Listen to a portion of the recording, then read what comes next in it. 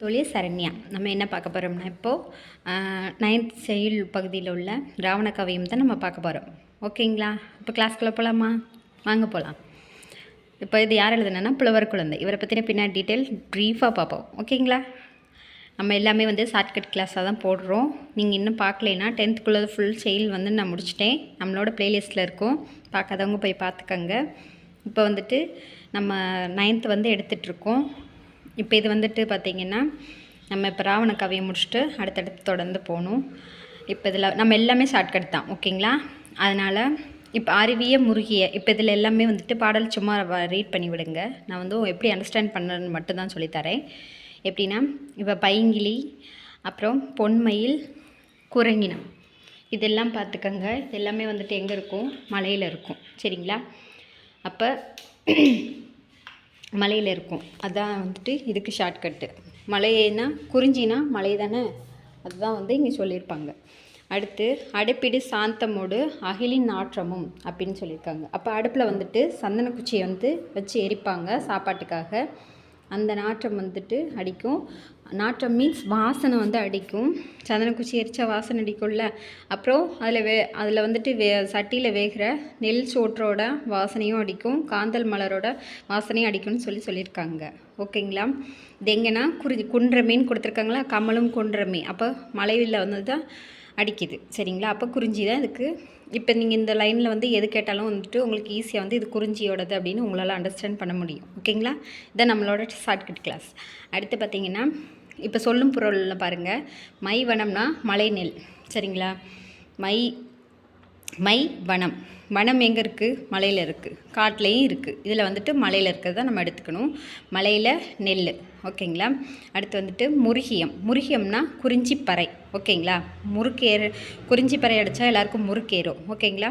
அடுத்து பூஞ்சினை. பூஞ்சினைனா பூக்களையுடைய கிளை. ஓகேங்களா? அப்போ பூக்களையுடைய கிளைன்னு சொல்லுவாங்க. அடுத்து சிறை. சிறைனா இறகை கட் பண்ணிட்டா சிறை பறவையாட்டம் ஆகிடுவாங்க. ஓகேங்களா? அதான் ஷார்ட்கட்டாக தான் நான் எல்லாமே சொல்கிறேன். மீனிங் வரலையேன்னு நீங்கள் நினைக்க வேண்டாம். இது நீங்கள் சொன்னால் இப்போ சிறைன்னு சொன்னால் உங்களுக்கு டக்குன்னு ஞாபகம் வரணுமேன்றதுக்காக மட்டும்தான் நம்ம எல்லாமே ஷார்ட்கட்டாக போடுறோம். ஓகேங்களா? உங்களுக்கு பிடிச்சிருந்தா கண்டிப்பாக லைக் பண்ணுங்கள், கமெண்ட் பண்ணுங்கள், கண்டிப்பாக மற்றவங்களுக்கு ஷேரும் பண்ணுங்கள், சப்ஸ்கிரைப்பும் பண்ணுங்கள். ஓகேங்களா? இப்போ அடுத்து போகலாம். சாந்தம். சாந்தம்னா நம்ம அமைதின்னு நம்ம நினச்சக்கூடாது. இங்கே சாந்தம்னா சந்தனம். ஓகேங்களா? சந்தன மரத்தை தான் கட்டைகளை தான் சொல்லியிருப்பாங்க. அப்போ இது எல்லாமே மலையில் கிடைக்கும். ஓகேங்களா? அடுத்து முல்லை. முல்லையில் பார்த்திங்கன்னா என்னென்ன இருக்கும்? குயில்கள், வண்டுகள், இது எல்லாமே காடில் இருக்கும். காட்டில் தேனும் கிடைக்கும். இது யார்? ஆயர். அதாவது கடற்இடையர்னா ஆயர்களை தான் சொல்லியிருப்பாங்க. அதுதான் நீங்கள் ஞாபகம் வச்சுக்கணும். அப்போ குயில்கள், வண்டு, தேன், பழம் எல்லாமே காட்டில் கிடைக்கும். ஞாபகம் வச்சுக்கோங்க. அப்போ காடுனா முல்லை நிலம். ஓகேங்களா? அடுத்து முதிரையும் சாமையும் வரகும் மொய்மணி குதிரைவாளியும் சொல்லியிருக்காங்க. இது எல்லாமே இந்த குன்றில் குமிச்சு பொலி அடிப்பாங்க. அந்த டயத்தில் அந்த சவுண்டு கேட்டு உலைன்ற மான் அஞ்சு ஓடுன்னு சொல்லியிருக்காங்க. ஓகேங்களா? அடுத்து பார்த்திங்கன்னா அப்போ மானெல்லாம் காட்டில் இருக்கும். சரிங்களா? அப்போ முல்லை நிலத்தில் தான் காடு. ஓகேங்களா? அடுத்து பூவை. பூவைனா நாகானவாய் பறவை. அதுதான். அடுத்து பொலம். பொலம்னா அழகு. அழகை மெயின்டைன் பண்ணுறதே ஒரு பொழப்பாக வச்சுருப்பாங்க. அப்படியாக வச்சுக்கோங்க. அடுத்து கடறு. காட்டை முதல்ல கடந்து போகணும். அப்போ தான் நம்மளுக்கு நிம்மதியாக இருக்கும் அப்படின்னு சொல்லுவாங்க. ஓகேங்களா? அடுத்து இங்கே முக்குழல். முக்குழல்னால் கொன்றை, ஆம்பல், மூங்கில். மூங்கில்னால் குளர்னு நம்மளுக்கு ஞாபகம் வரும். மித்ததெல்லாம் அதோட ரிலேட்டடாக வரப்போ ஈஸியாக புரிஞ்சுக்கும். அடுத்து பார்த்திங்கன்னா பொலி. பொலினா தானிய குவியல். ஓகேங்களா? அப்போ பொழிஞ்சு கிடக்கு என்னது? தானிய குவியல். ஓகேங்களா? உலைனா ஒரு வகை மானம். சரிங்களா? அது உழைக்குது. எதுக்கு? தன்னோட உயிரை காப்பாற்றிக்க அங்கே இங்கேயுமே ஓடி ஓடி உழைக்குது. அதுதான் நீங்கள் ஷார்ட்கட்டாக வச்சுக்கணும். அடுத்து மன்னிய முதுவெயில். முதுவெயில்னால் முதுவெயில், வாய் வெறி, அப்புறம் குருளை மிக்க வெம்பி, இந்த இதெல்லாம் பார்த்திங்கன்னா பாலைவனத்தில் தான் இந்த ரிலேட்டடாக நான் அங்கங்கே எடுத்து கொடுத்துருக்கேன், எடுத்து சொல்லியிருக்கேன். அப்போ இந்த மாதிரி வேர்டிங்லாம் வர்றப்போ இது பாலை நிலத்துக்குரியதுன்னு உங்களால் சீக்கிரம் அண்டர்ஸ்டாண்ட் பண்ணிக்க முடியும். அப்புறம் பார்த்திங்கன்னா மரா மலர் கண்ணி சிறார் படிக்கிற எருதுக்கூட்டு பாலைக்காய் வெடிக்க விட்டு ஆடிட விரும்பி கோழினால் அடிக்கும் ஓசையின் பருந்தஞ்சு ஓடிமே. இப்போ பாலைக்காயை வெடிக்கிற அளவுக்கு எருத்துக்கோடு, அதாவது அவங்க வந்துட்டு உண்டிக்கோல்னு சொல்லுவாங்க. உண்டிக்கோலெல்லாம் அடிக்கிறப்போ வந்துட்டு இந்த கோழி வந்து உடையும், அந்த சவுண்டு கேட்டு பாலைவனத்தில் இருக்க பருந்து கூட அஞ்சு ஓடுன்னு சொல்லியிருக்காங்க. ஓகேங்களா? அடுத்து இங்கே ஈஸியாக புரிஞ்சிடுச்சு. அப்புறம் வாய் வெறியினா சோர்வால் வாய் குளறுதல்னு சொல்லுவாங்க. அடுத்து குருளைனா குட்டி, ஓகேங்களா? குருளை குட்டின்னு சொல்லுவாங்களா, அது மாதிரி வச்சுக்கோங்க, அதுதான். அடுத்து வந்துட்டு இணைந்துனா துன்புறுதல், ஓகேங்களா? அடுத்து உயங்குதல்னா வருந்துதல், ஓகேங்களா? அடுத்து படிக்கு உரை அப்படின்னா படிக்க உட்கார்றது எங்கே? நிலத்தில் தான், சரிங்களா? அடுத்து வந்துட்டு கோடு உயர, அதாவது கொம்பு உயர, சரிங்களா? பாலைவனத்தில் கொம்புகள்லாம் கிடக்கும், அங்கங்கே கோடாக வந்து கொம்புகள்லாம் கிடக்கும், அப்படி ஷார்ட்கட்டாக வச்சுக்கோங்க. அடுத்த மருத நிலத்தில் பார்த்தீங்கன்னா இங்கே பாருங்கள், கல்லிடை பிறந்த ஆறு வந்துட்டு தேஞ்சிக்கிட்டு கல் கூட தேர வரைக்கும் வந்து பாஞ்சிக்கிட்டு வந்து முல்லை நிலத்தில் உள்ள ஆறு வந்து மருத நிலத்துக்கு வந்து கரும்பு வந்து நல்லா விளைய வைக்குது, நெல்லை வந்து விளைய வைக்குது, கால்வாய் வழியாக வந்துட்டு தண்ணியெல்லாம் வந்து தேக்கம் பண்ணுறாங்க. அதனால் அதுக்கப்புறம் வந்துட்டு வஞ்சியும் மருதத்துலேயே வந்துட்டு பூக்குன்னு சொல்லியிருக்காங்க. ஓகேங்களா? இதெல்லாம் வந்துட்டு நீங்கள் ஷார்ட்கட்டாக மருதத்துக்கு எடுத்துக்கலாம். அடுத்து பார்த்தீங்கன்னா இந்த பாட்டுன்னு கொடுத்துட்டாலே நீங்கள் ஈஸியாக அண்டர்ஸ்டாண்ட் பண்ணுற மாதிரி தான் நான் சொல்லியிருப்பேன். அடுத்து பார்த்தீங்கன்னா மறைமலர் குளத்தில் ஆடும் மயிர்த்தலை சிறுவர் நீண்ட பொறுகரித்து குறுத்து அளந்து பொம்மென கழிப்பர் ஓர்பால் குறைகலர் சிறுவர் போரில் குலுங்கியே தென்கின் காயை புரைதவ பறித்து காஞ்சி பூனை நிழல் அருந்துவாரே. தேங்காயை உடச்சி தேங்காயை பறித்து அதை வந்து உடச்சி அந்த தண்ணியை குடிப்போம் அப்படின்னு சொல்லியிருக்காங்க. சரிங்களா? தேங்காய் எங்கே? மருத நிலத்தில் அதிகமாக இருக்கும், அப்படி வச்சுக்கோங்க. இதுக்கு பாருங்கள், கல் வந்துட்டு அதிகமாக சேர்ந்தால் தான் ஒரு மலை உருவாகும், ஓகேங்களா? அடுத்து முருகு, தேன் மனம் அழகு, இதில் எது எடுத்துக்கிட்டாலும் வந்துட்டு அழகாக இருந்தாலும் முறுக்கு இருக்கும் நம்மளுக்குள்ளே, மனம் வீசினாலும் ஒரு முறுக்கு ஏறும், தேன் குடித்தாலும் ஒரு முறுக்கு வரும், அப்படி தான் வந்து வச்சுக்கோங்க. அடுத்து மல்லல் வள்ளல் அப்படின்னு ஞாபகம் வச்சுக்கோங்க. வள்ளல்னால் வளம் தானே, அது மாதிரி மல்லல்னாலும் வளம் தான். செருனா வயல், ஓகேங்களா? சேரு வந்து வயலில் தான் இருக்கும். அடுத்து கரிக்குருத்துனா கருப்பாக இருக்கிற யானையோட குருத்து மாதிரி நீட்டிகிட்டு இருக்கும், தந்தம், ஓகேங்களா? அதான் ஷார்ட்கட்டு. அடுத்து போர்னா வைக்கோர் போர், அதுதான் வந்து போர்னு சொல்லியிருப்பாங்க. அடுத்து புரைதபனா குற்றமின்றி, புலம்பாத, நான் வந்து குற்றம் பண்ணல அப்படின்னு ஞாபகம் வச்சுக்கோங்க. நெய்தல்னால் பசிப்பட ஒருவன் வாட பார்த்தினி இருக்கும் கீழ்மை. அப்போ இங்கே பார்த்தீங்கன்னா நெய்தல் நிலத்தில் யாராவது ஒருத்தர் பசின்னு சொல்லி போய் நின்னால் கூட அவங்கக்கிட்ட சாப்பாடு இருக்கோ இல்லையோ மீன் இருந்தால் கூட எடுத்து கொடுத்துருவாங்க. அவங்களோட துயரை வந்து துடைக்கிறதுக்கு அவங்க வந்துட்டு ஒளி முகத்தோடு இருப்பாங்க அப்படின்னு சொல்லி வச்சுக்கோங்க. அதாவது பசிப்பட, முசிப்பட, வசிப்பட, கசிப்பட, எல்லாத்துலேயும் பார்த்தீங்கன்னா பசின்னு வந்தால் முதல்ல தண்ணியாவது குடிச்சு ஆற்றிக்கணும். முசுன்னு இருந்தால் தண்ணியை குடித்தா தண்ணியில் முகத்தை கழுவியாவது நல்லா பண்ணிக்கணும். வசினா மழை, கசின்னா தண்ணீர் கசியுது, அப்போ எல்லாமே தண்ணீர் பற்றி தான் வருது நெய்தல் நிலம், ஓகேங்களா? அடுத்து வரும் மழைனாலே இங்கே வந்துட்டு மலையிலேருந்து தண்ணி கொட்டுது அப்படின்னு ஞாபகம் வச்சுக்கோங்க. மத்தியானத்துலலாம் நெய்தல் நிலத்துலலாம் இருக்கவே முடியாது. அப்புறம் கருமுகில், ரொம்ப கருத்தே போயிடுவோம், அந்தளவுக்கு வெயில் அடிக்கும். அடுத்து சொல்லும் பொருள் பாருங்கள், தும்பினா ஒரு வகை வண்டு, ஓகேங்களா? அடுத்து துவரைனா பவளம், மறைனா தாமரை மலர், விசும்புனா வானம், ஓகேங்களா? விசும்புனா வானம். அடுத்து பாருங்கள், அடுத்து மதியம்னா நிலவு, மத்தியானத்தில் நிலவு வராதான்னு நெய்தல் நிலத்தில் தான் நம்ம நினச்சிப்போம், ஏன்னா அந்தளவுக்கு வந்து வெயில் அடிக்கும், ஓகேங்களா? அடுத்து பாருங்கள், அடுத்து பாடலின் பொருள் வந்துட்டு சும்மா ரீட் பண்ணிக்கோங்க. நம்ம எல்லாமே ஷார்ட்கட் கிளாஸாக தான் போட்டுட்ருக்கோம், ஓகேங்களா? அடுத்து வந்துட்டு ராவண காவியம் காலத்தின் விளைவு ஆராய்ச்சியின் அறிகுறி புரட்சி பொறி உண்மையை உணர வைக்கும் உன்னத நூல். ராவணை பற்றி சொன்னால் அண்ணா, அப்படியா வச்சுக்கோங்க.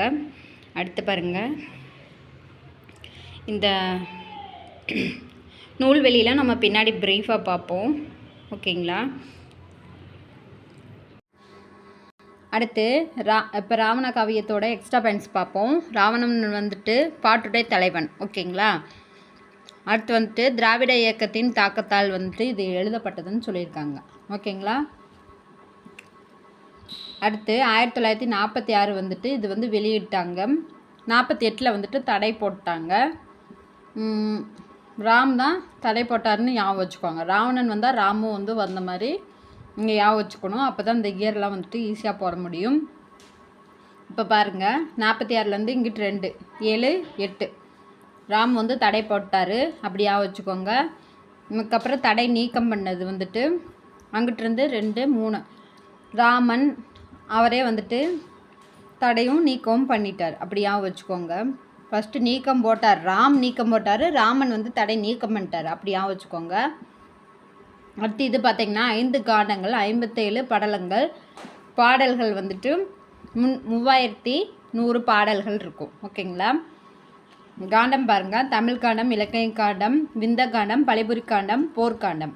ஓகேங்களா. இதில் நம்மளுக்கு ஷார்ட்கட் எப்படி போடலான்னா, இப்போ தமிழ்நாட்டிலேருந்து சீதையை வந்து எடுத்து தூக்கிக்கிட்டு இலங்கைக்கு போயிடுவார். யார்? ராவணன் வந்து போயிடுவார். அப்போ நிறைய வித்தையெல்லாம் பண்ணுவார். சீதைக்கிட்ட வந்துட்டு எதுவுமே வேலைக்காகாது. பழியெல்லாம் வந்து போட்டு பார்ப்பாரு. ராமன் மேலே வந்துட்டு பழியெல்லாம் போட்டு பார்த்தாலும் சீதைக்கு மனசு மாறாது. ராமன் வந்து போர் போட்டு சீதையை கூட்டிகிட்டு போயிடுவாங்க. ஓகேங்களா. இதை இதுக்கு ஷார்ட்கட்டு. அடுத்து 57 படலங்கள், இதோட இது எக்ஸ்ப்ளனேஷன் பார்ப்போம். 8 எடுத்து இலங்கையிலேருந்து 8 எடுத்து வச்சு தமிழ்நாட்டுக்கு வருவார். யார்? ராவணன். அதே மாதிரி ராமன் வந்துட்டு தமிழ்நாட்டிலேருந்து இலங்கைக்கு 8 எடுத்து வச்சு போவார். அப்போ 2க்குமே 8 8 நல்லா வச்சுக்கோங்க, ஞாபகம் வச்சுக்கோங்க. விந்த காண்டம், வித்தையெல்லாம் வந்துட்டு இப்போ ராமனை விட நான் நல்லவன் அப்படின்னு ஒருத்தருக்கு ஒருத்தரை வந்துட்டு ஈக்குவல் பண்ணி வித்தையெல்லாம் வந்துட்டு போட்டு சொல்லி காட்டுவாப்புல. ஆனாலும் வந்துட்டு சீதையானவங்க வந்துட்டு சீதை ஒரு ஆளாக தனித்து நின்று நான் வந்துட்டு உங்களையும் நம்பலை, என்னை இது வரைக்கும் தேடி வந்தால் ராமனையும் நான் நம்பலை அப்படின்னு சொல்லி ஞாபகம் வச்சுக்கோங்க. ஆனால் உண்மை இல்லை, நான் அப்படி ஞாபகம் வச்சுக்கோங்க. ஓகேங்களா.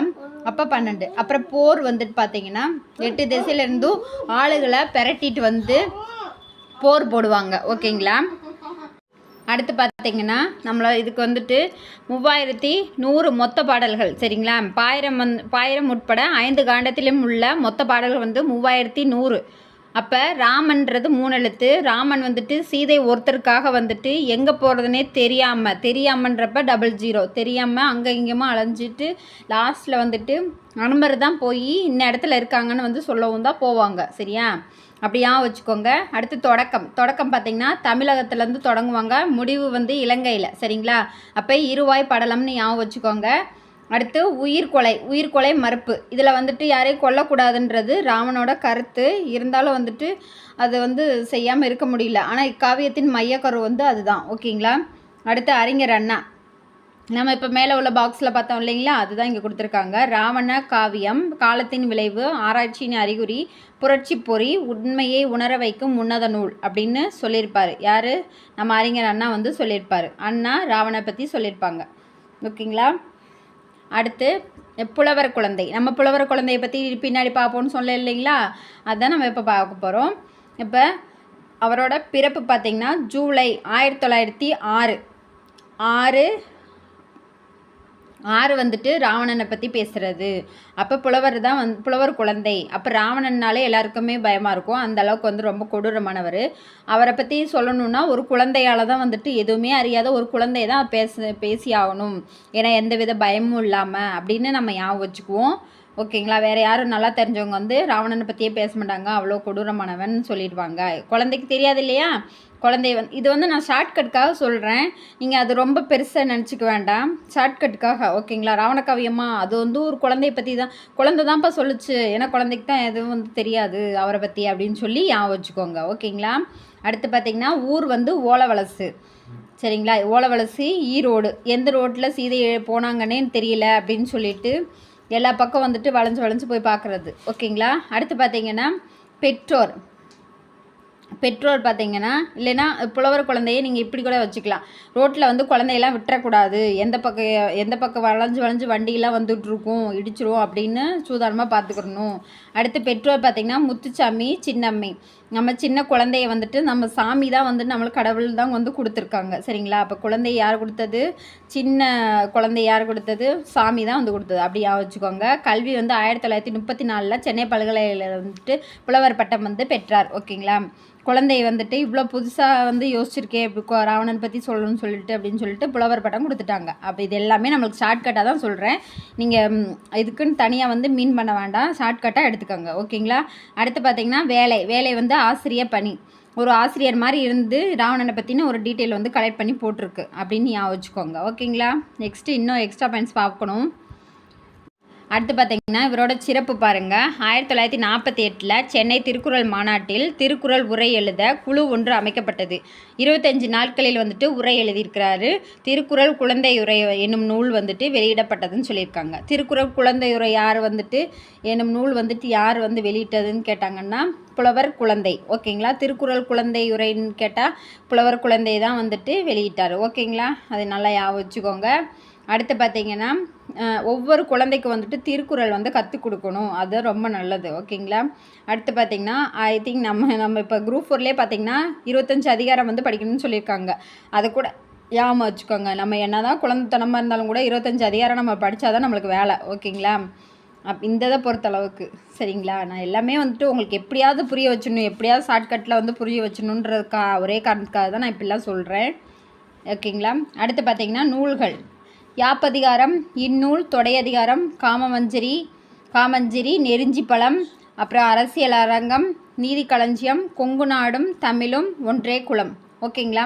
இப்போ இதை நம்ம எப்படி ஷார்ட்கட்டாக பார்க்கலான்னா, யாருன்னே தெரியல இந்த குழந்தை. சரிங்களா?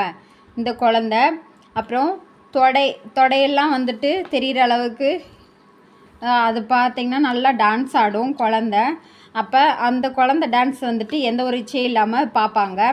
மனசுக்கு நல்ல நெருடலாக இருக்கும். என்னென்னா அந்த குழந்தை ஆடுறது அவ்வளோ அழகாக இருக்கும், நம்மளுக்கு நெருக்கமாக இருக்கும். அப்புறம் பார்த்திங்கன்னா இதில் வந்து அரசியல்லாம் பண்ண முடியாது. அப்புறம் அந்த குழந்தைக்கு வந்துட்டு எல்லோரும் நல்லா இருக்குன்னு சொல்லி ஆளுக்கு ஒரு கருத்தாக சொல்லுவாங்க, இல்லை ஒரு நீதி சொல்லுவாங்க. நல்லா துணி போட்டு விட்டு ஆட விடுங்க அப்படி இப்படிலாம் வந்துட்டு அந்த குழந்தைக்காக ஒரு நீதியெல்லாம் சொல்லுவாங்க. அப்புறம் பார்த்திங்கன்னா அந்த பாப்பா வந்துட்டு எந்த நாடு, அதாவது எந்த ஊர், அது தமிழா இல்லை தெலுங்குக்காரங்களா இல்லை கன்னடமா அப்படின்னு சொல்லிட்டுலாம் கூட சர்ச் பண்ணுவாங்க. ஏன்னா அந்தளவுக்கு ஒரு அழகான ஒரு குழந்தை வந்து ஆடிச்சுன்னா இதெல்லாம் கூட சர்ச் பண்ணலாம். எல்லாமே ஷார்ட்கட்டுக்காக சொல்கிறேன். குழந்தைய வச்சு தான் இங்கே எல்லாமே சொல்கிறேன். ஓகேங்களா? எல்லா குழந்தைக்குமே வந்துட்டு ஒன்றே குலம் தான். ஓகேங்களா? அடுத்து இதழ் பார்த்திங்கன்னா வேளாண். ஓகேங்களா? வேளாண். இப்போ குழந்தைக்கு பார்த்திங்கன்னா விவசாயத்தை பார்க்குறதுனா அவ்வளோ இன்ட்ரெஸ்ட்டாக பார்ப்பாங்க. மற்ற எதுவும் பார்க்குறாங்களோ இல்லையோ, இந்த விவசாயம் பண்ணுறவங்கள பார்த்தா ஏன் இந்த மாதிரி ஏற்கலப்பையெல்லாம் எடுத்துகிட்டு போகிறாங்க, இப்போ டிராக்டர் ஓடுறது, இந்த வண்டிங்களெல்லாம் பார்த்திங்கன்னா குழந்தைங்க பார்க்குறது அவ்வளோ ஒரு ஆர்வமாக பார்ப்பாங்க. அது நீங்கள் ஞாபகம் வச்சுக்கோங்க.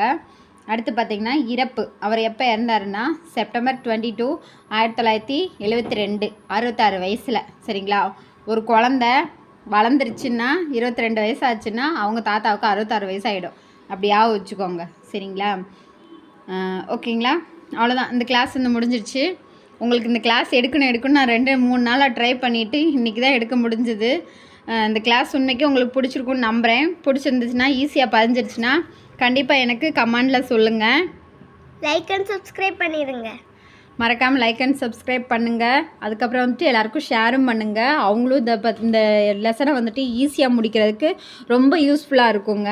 சரிங்களா? முடிஞ்சால் சப்ஸ்கிரைப்பும் பண்ணுங்கள். உங்களுக்கு ரொம்ப பிடிச்சிருந்துச்சுன்னா நம்மளோட நெக்ஸ்ட் வீடியோலாம் வரும். நீ நிறைய பேர் சப்ஸ்கிரைப் பண்ணுங்கள், அப்போதே நீ கொஞ்சம் நல்லாயிருக்கும். தேங்க்யூங்க. நம்ம நெக்ஸ்ட் கிளாஸில் பார்ப்போம். ஓகேங்களா? அடுத்த வீடியோ சந்திப்போம் மக்களே.